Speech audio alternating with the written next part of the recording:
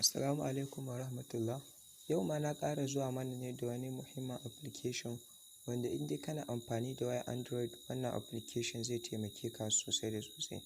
Kaɗan daga cikin amfanin wannan application ku shine za ka iya ko by mistake ko kana sane ma ka share wani kamar application ko bidiyo ko waƙa wanda daga baya za ka ji kana son dawo da shi.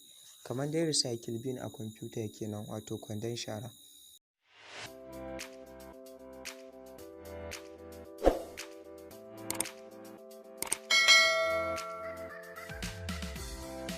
Da farko za ka fara shiga Play Store na wayarka ka yi downloading ɗin wannan application mai suna Dumpster. Za ka gan shi da wannan logon, sai ka yi downloading ɗin shi. Bayan ka yi downloading sai ka buɗe, ka duba za ka ga moto ɗin shi ma.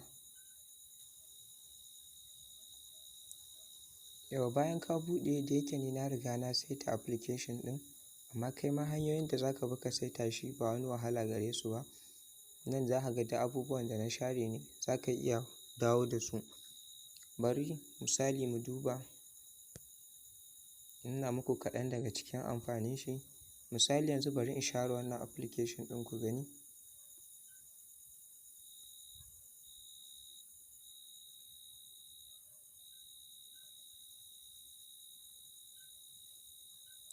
Kun ga yanzu na riga na share application ɗin baya nan. To misali da za ka koma wannan kwandon sharan naka, wato recycle bin, za ka tarar da wannan application ɗin da ka share a can.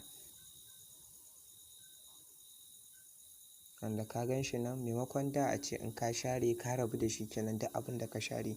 Kamar kwamfuta wannan ma zai baka dama ka iya dawo da abin da ka share. Bari kai click a kai, zai baka option sai ka shiga reinstall. Bayan ka shiga sai ka yi installing ɗin shi again.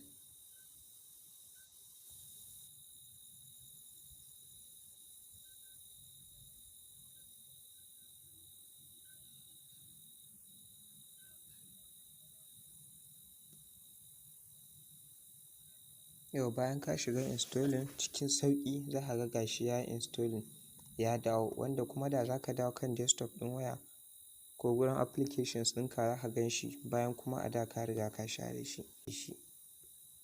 Kun gan shi gashi nan ya dawo, bayan a da kuma na share shi. To wannan shine a taƙaice yadda za ka yi amfani da wannan muhimmin application. Mun gode da kasancewa da wannan channel tamu. Don Allah kada ka manta da subscribing, share da kuma like. Mun gode.